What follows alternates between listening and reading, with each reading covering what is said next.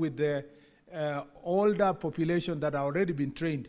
And also the ability for the National Police Service to have continuous training is constrained by resources and facilities. In fact, we might have this discussion another time. You know that all over the country, wherever you go, and for those who have been with me in the Jukwaa la Usalama, you realize that the National Police Service has many issues that needs to be dealt with. A police station, even for a police station to have a CCTV is just by luck, because some of them don't have OB, some of them don't have furniture, they don't even have a computer. We have shortage of vehicles. We have all many other challenges that this administration realized. That is why there was a police reform committee that was put in place to see how best are we going to enhance. And that's why we're doing procurement now for vehicles. We're trying to do digitalization and digitization so that if you had the DCI properly, it told you that part of the occurrence book is reported digitally. And that's evidence that cannot easily be erased, not like a book or a paper within the police station. So there's a lot of work that we want to do on digitization and digitalization of the police service. But the challenge we still have is to work on the resource constraint that we have. So police officers are asking for basics: a police station with a cell, a police station with a vehicle. At the moment, OCS is sharing a vehicle with OCPD and so forth. And all this we are working on as a ministry, and this is an area that I put a greater emphasis to see that the police officers are resourced to do their work.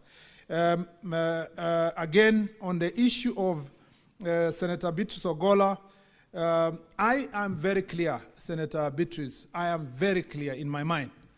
I saw the father of the late Albert Ojwang, and like any other parent, I felt the pain of that parent. And the only possible gift we can give them in the time that they have lost their loved one, and it's even more painful when it's the only child, Mr. Speaker, is to promise them that we will do everything we can and to ensure that justice is done, and to ensure that those who perpetrated this heinous act are put behind bars, Mr. Speaker, so that they can suffer the pain of having inflicted this grievous bodily harm, which eventually resulted in death of Albert Ojwang. Mr. Speaker, that is the little we can give. Of course, Mr. Speaker, as I said earlier, we are obligated as leaders and also citizens and also within this leadership of this ministry to support their family, like Senator Veronica Maynard asked earlier, so that we, in a small way, we can be able to facilitate and help them to find ways of comforting themselves. But I tell you, Mr. Speaker, there is nothing actually that can compensate the loss of a child. And therefore, Mr. Speaker, I stand with them, and I will do everything as a cabinet secretary to ensure that those who committed this act are brought to justice.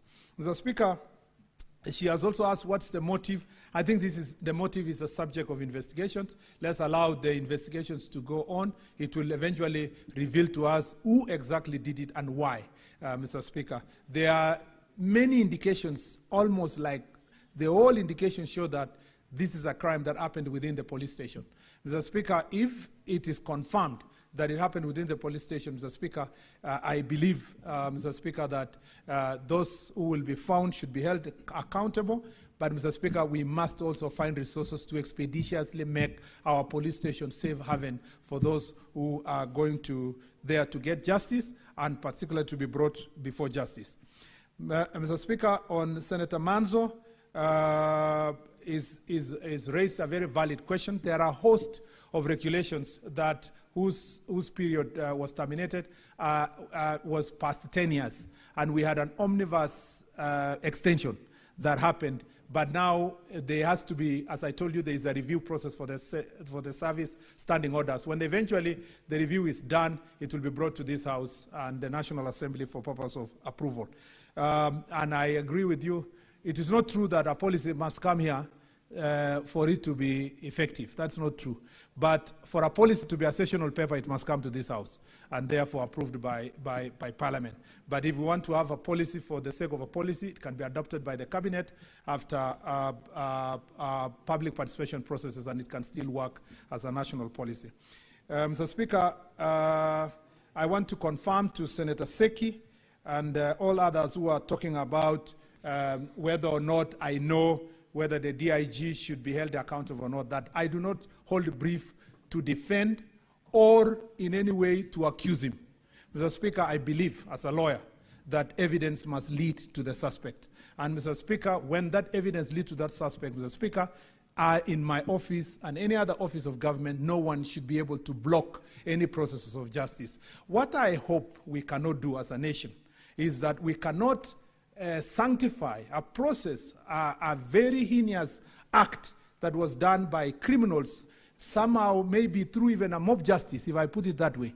We cannot sanitize it, Mr. Speaker, by also carrying out mob justice against the other people. We must always, if we are calling for equity, Mr. Speaker, we must come with clean hands. If we are calling for justice, we must be ready to follow the legal processes, Mr. Speaker, so that we can lead us to the response.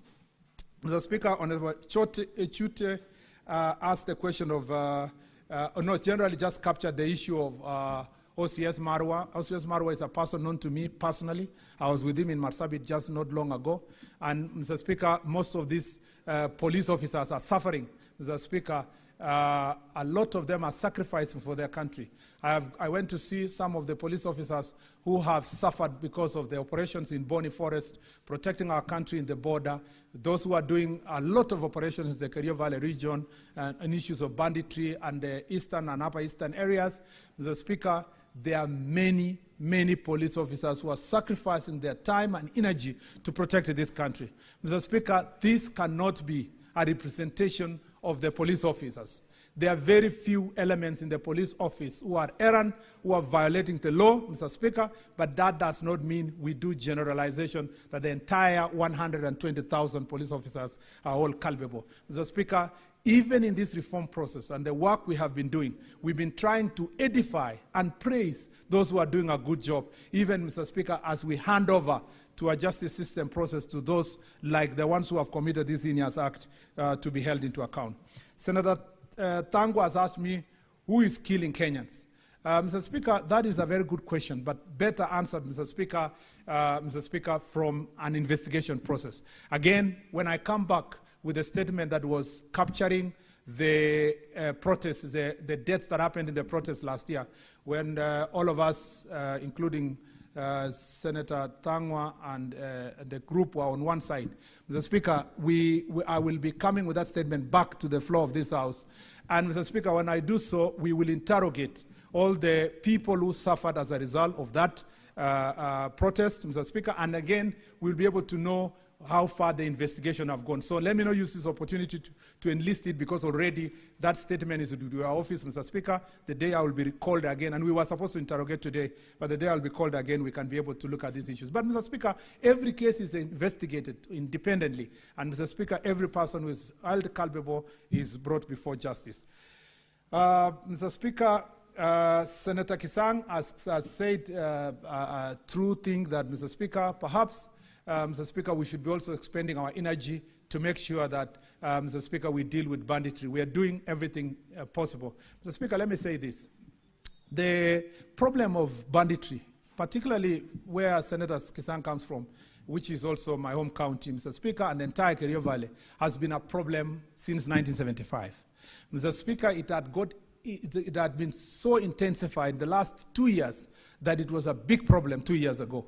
Mr. Speaker, the statistics I have, and I really challenge anyone to call me to come with the numbers here, is that between January 2024 and June 2024, Mr. Speaker, in comparison to January 2025 and June 2025, we've reduced the incidences of cattle rustling by more than half, Mr. Speaker. That is a tremendous progress. And it is because of police officers who are sacrificing their time and energy to deal with issues of banditry in the Kerio Valley. You heard Senator Ezena speaking here that some time ago, Samburu was terrible.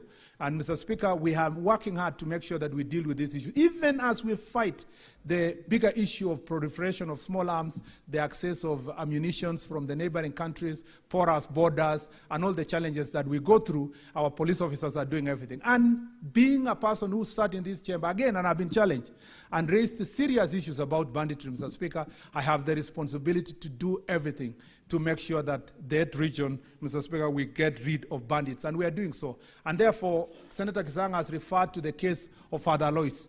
Mr. Speaker, there is an ongoing, first let me say this, in Kerio Valley region, the entire belt of the Kerio Valley is now pacified, except a corner in Marakwet where Kisang is talking about between Marakwet, West Pokot, and Baringo in Tiati constituency, and a corner also in Loruk in Baringo County, and then some incidences in Samburu, and a corner also between Samburu and Meru and Isiolo. Mr. Speaker, even the incident that happened in Marsabit was isolated recently. Mr. Speaker, the fact that today the rest of the region is pacified shows the effort that has been put by this administration and our police officers to take care of that region. And that's why when you see some of the leaders who are looking for sound bites and petty comments, Mr. Speaker, they have absolutely nothing. They are lofty statements, Mr. Speaker. Sometimes, big statements, lofty, but have no statistics, have no reference to anything. They have absolutely no reference to the performance of the officers. And Mr. Speaker, I'm very happy that some of these critiques that criticize the Cabinet Secretary... Honorable CS, we will have... I have the last answer, Mr. Speaker. I still have two more. Thank you, Honorable CS. Two more, Mr. Speaker. I was just saying on this particular issue, the good news is that those who are targeting the Cabinet Secretary, at least they have no problem with the IG and National Police Service. So for their political good, if they want to run with my name, they can do so. Mr. Speaker, on the issue of Senator Okinyu, Esther Esi, I want to say that